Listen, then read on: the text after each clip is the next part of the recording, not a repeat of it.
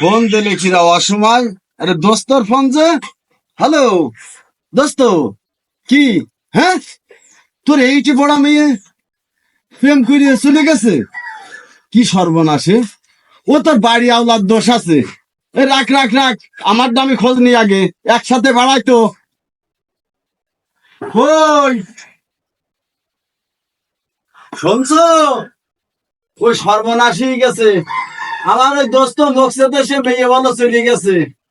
তা তোমার আজকের দুটো কথা কবে, এই কথা তোমার রাখতে হবে। আমরা বাজার ঘাটে বেড়াই, লোকজনের সাথে মিশি, যদি এই কথার গুলো পালন না করো আমাদের মান সম্মান থাকবে না।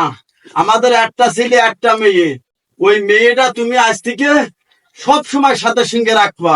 দেখো 7-এ পড়ছে, মেয়ে বলো সাইনা হাসছে, যেন আমার দোস্ত মকসেদের মতন মান সম্মান যায় না। তোমার কাছে অনুরোধ করছি, একেবারে স্কুলতে আসার সাথে সাথে সব সময় সাথে, টিউশনি করতে যাবে তাও সাথে যাবা, সাথে নিয়ে আসবা।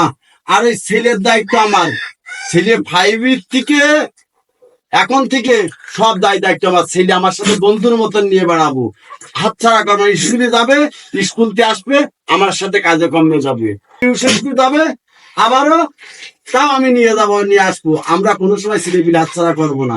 ওই সে আর এক ছেলে ছিল, ও সেও নেশা করে গেছে। আসলে আমার দোস্ত মকসেদের কপাল পোড়া।